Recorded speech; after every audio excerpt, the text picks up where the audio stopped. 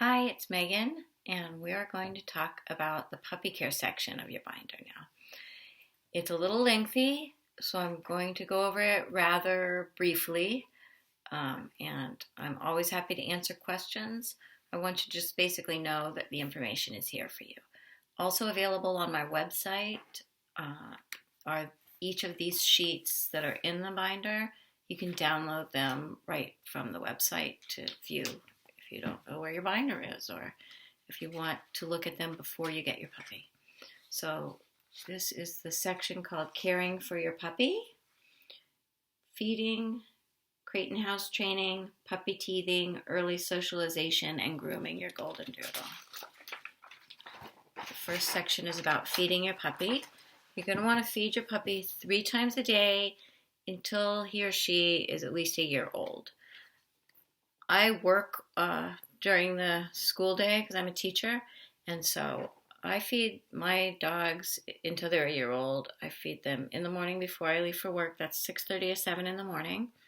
Then as soon as I get home, so around 3 or 4, then a little later in the evening, like probably before I go to bed around 8 or 9. You can put your puppy on whatever schedule you like, and 8 or 9 is a little late probably if you're potty training. I have other methods of potty training, and I have dog doors and so forth, so I can feed my dogs a little later.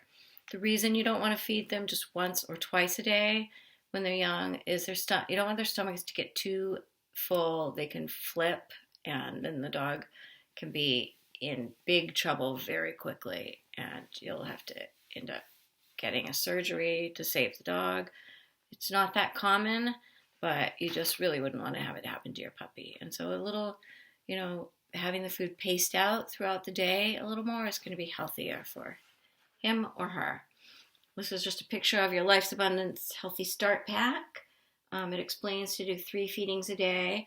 I would start with between half a cup and 3/4 of a cup a day. Don't worry if the first few days your puppy doesn't have much of an appetite. They are just getting used to the new environment. And after about that 3rd day, you'll really be able to see whether they're going to be big eaters or not such big eaters, whether they're excited about food or don't care that much about food. Poodles tend to have a little more they like to graze a little more, have a little food now. They're not always that excited about their food. Golden doodles tend to be much more excited about their food all the time. So you'll have to see what your dog's appetite is like and whether you have to really restrict him or her or encourage a little more to eat. You can talk to your vet about how to, vets usually have a chart on whether the puppy is a good weight or not, or your dog. You want to be able to feel the ribs. Like with a golden doodle, they're going to be quite furry, so you're not really going to be able to see the ribs. You want to be able to put your hand, and as you move back and forth across the rib cage, you want to feel the ribs, but not see them, and you don't want it to feel bony. You want to have to kind of feel for them a little. But your vet should have a nice chart that will show you different scores, and I like to keep my dogs at a 4 or a 5 for best health. If you get around 6 or 7, your dog's really starting to get overweight and it's not healthy, you're going to run into a lot more problems, and your dog is going to feel better at a 4 or a 5. I guess 5 is ideal, but I like to go 4 or 5. This has the feeding chart from the Life's Abundance food.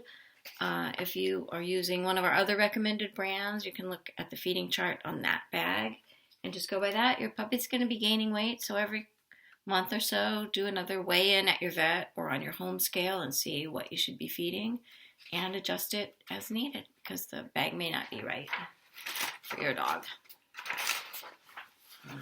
You should be giving your puppy at least until you finish the first bottle. I like to take them through the first year, and really I give most of my dogs 1 new vet vitamin daily. Not everyone, but definitely if they're a breeding male or a breeding female or anyone who I have any concern about gets a new vet vitamin every day for their whole life. It's especially important, as you'll see in this little handout, as their immune system is developing, to give them that extra support to fight off all the little things they get exposed to.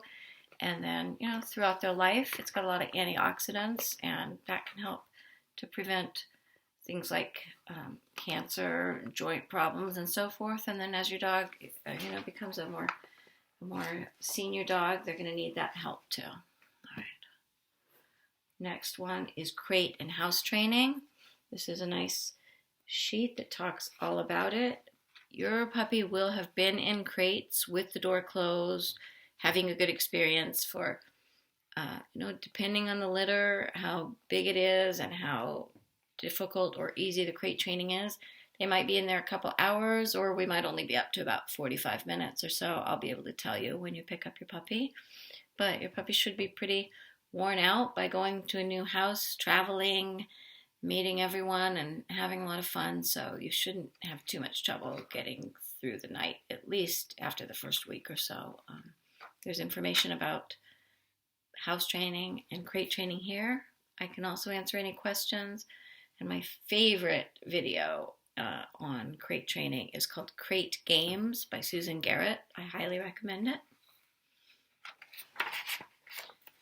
Puppy teething and mouthing. They shouldn't be doing it too bad when they first go home, but maybe 2 to 3 weeks later, or it could be right away. Your puppy might start really teething and wanting to bite on things. They love you. They like to have your hand in their mouth. You definitely don't want that. You need to teach your puppy something called bite inhibition. And that is really the idea that they should never have any part of a human body in their mouth. And if they do, they should be oh so gentle. Basically, you want to convince their little brains that your skin is so, so fragile, and they have to be very careful with it. And they will, but it's going to take some teaching, because you see how they play with each other. They're very rough with each other and use their mouths a lot. And we just have to say to them, that's okay when you play with your other dog friends, but it's not okay with humans. And this will go over some good ideas for things you can give them. Frozen washcloths, frozen Kong toys, things like that that are cold teething toys for dogs are great when their teeth are coming in. And then just providing them with a lot of toys that you rotate, that they can chew on, and giving them, I even give marrow bones as long as it doesn't upset the stomach. Something really good to chew on. This is about early puppy socialization, taking your puppy out and about. Some vets do recommend that you wait until all the shots are finished, but the American Veterinary Association has recommended that you just socialize your puppy and take him or her as many places as you can and have the puppy meet lots of people, do things, go in the car, go into stores, banks, wherever you can take your puppy, take him or her. And you do want to avoid a couple places. The places to avoid are dog parks, the dog walk area at rest stops. So definitely on your way home with your puppy, if you stop at a rest stop, do not let your dog go to the dog walk area, because the most dangerous diseases for puppies are carried in the feces of dogs who have those diseases. So if you're walking down the street and you see a pile of dog poop, your puppy wants to sniff it, don't let him. Keep the puppy away from dog feces. If you don't know if it's their own feces, that's not going to pose a big danger. If it's a little pile of dog poop from your neighbor's dog and you know that the neighbor's dog is fine, that's okay to sniff, but not any that you don't know where it came from, basically. So stay away from dogs also that you're not sure of their vaccine status. If you know that all your neighbors take their dogs to the vets regularly, then your dog can play with the neighborhood dogs. So just use your best judgment on that, and let me know if you have any questions. And it's also a good thing to talk with your vet about, so your vet knows what's going on locally with you.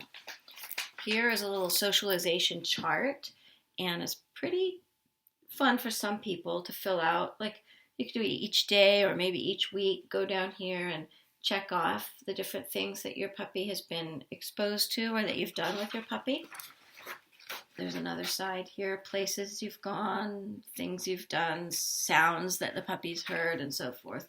And check them off, and that way if you get to like the third week or something and you say, oh, our dog has never seen a horse or never heard some certain kind of sound, then you can go and specifically expose the puppy to that, just to make sure the puppy's good, well-rounded,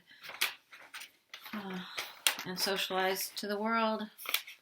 So you don't get in the situation where it's raining and people have umbrellas and your puppy's never seen an umbrella and is freaking out. You want to just expose to all different things to start with. While we're on the subject of socialization, which is part of training, here is Dr. Sophia Yin's top 10 dog training tips. These are good to read over. Keep in mind, she is also the author of The Perfect Puppy in 7 Days, which is an excellent book on dog training and has a lot of pictures as well.